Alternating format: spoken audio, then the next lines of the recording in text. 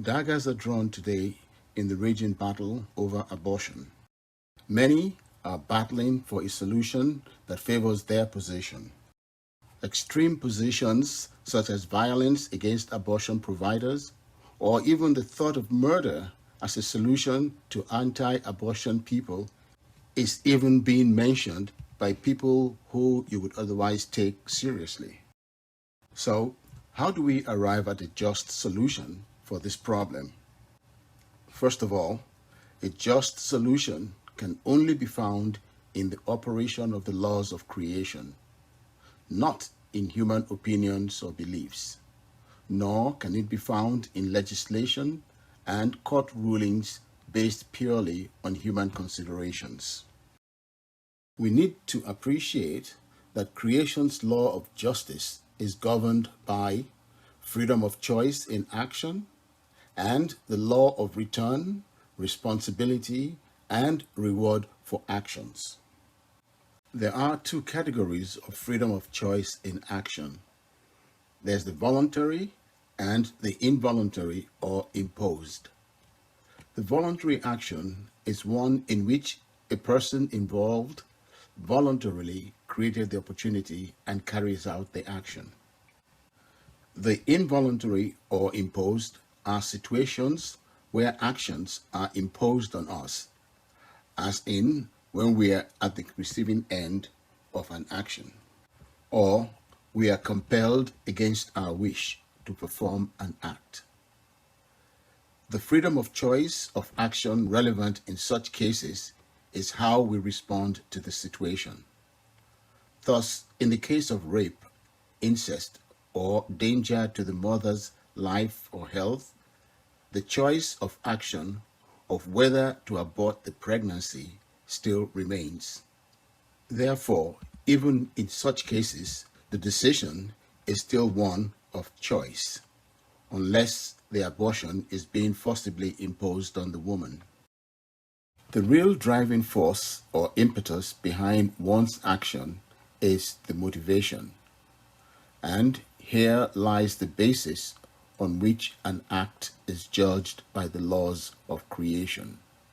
Sometimes we are not even conscious of our true motivation, or we deny them to ourselves. The law of return associated with an action takes into account responsibility and reward for the action. In fulfilling the responsibility associated with the reaping, we grow and develop spiritually. The return in this instance is the pregnancy, whether intended or not. The responsibility is the undertaking implied in accordance to creation's spiritual law of propagation to help the child become a spiritually responsible adult. The reward is the opportunity to grow spiritually through the experiencing of the return. Hopefully, these accounts will give a sobering reality of how things are seen from the perspective of the spiritual laws. The accounts come from the book Action and Reaction by Xavier Francisco Candido. The first account. Since we have been dwelling on the topic of sexology in connection with the law of cause and effect, how are we to interpret the attitude of honest and respectable couples who do not want to have children and thus regularly use contraceptives? Silas smiled in a strange way and said, even if they do not yield to the crime of abortion, in most cases, they are unprepared workers who prefer to avoid sweat in their quest for immediate comfort. Unfortunately, they are only postponing sublime accomplishments to which they will unavoidably have to return, because there are tasks and struggles in family life that represent the unavoidable price of our regeneration. Refusing to accept the children that are almost always planned for them before reincarnation, they get entangled in the futilities and preconceptions of subpar experiences, only to wake up after the grave feeling coldness in their hearts. Now to the second account. "What about abortion?" asked Hilario, extremely interested. "Considering the way you have alluded to the matter, we must assume that it is a serious crime." "A serious crime? It would be more appropriate to call it a very sad crime. To snatch a child from the maternal womb is confessed infanticide. Anyone who commits or whitewashes such a crime is constrained by irrevocable laws to suffer dreadful anomalies in the reproductive center of their souls, and predisposes one to suffer infirmities such as uterine infection and cancer, from which they will very often be forced to leave the earth, that is, die. In returning to the spirit plane, one will have to answer before divine justice. The person will find herself still alive but sick through the continuous remorseful mental rehashing of her act for a long time to come.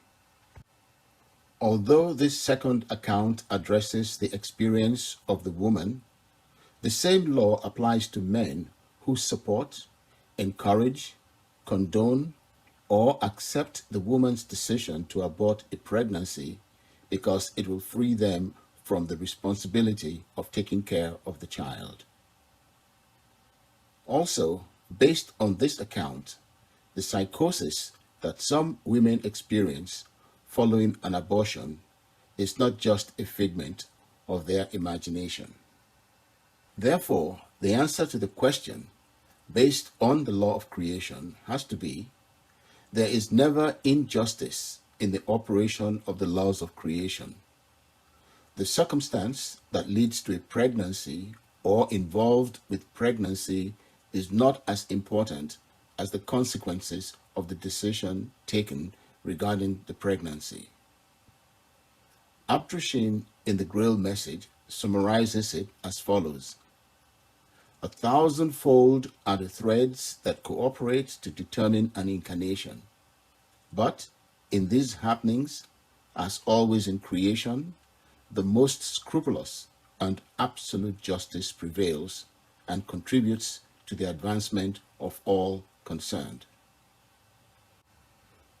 We also read in the Grail message that through the necessary nursing during an illness, through heavy worries or misery, an opportunity may be offered to the parents to advance spiritually, be it the simple means to achieve some aim, the actual discharge of an old debt, or perhaps even a pre-redemptive measure against some threatening karma.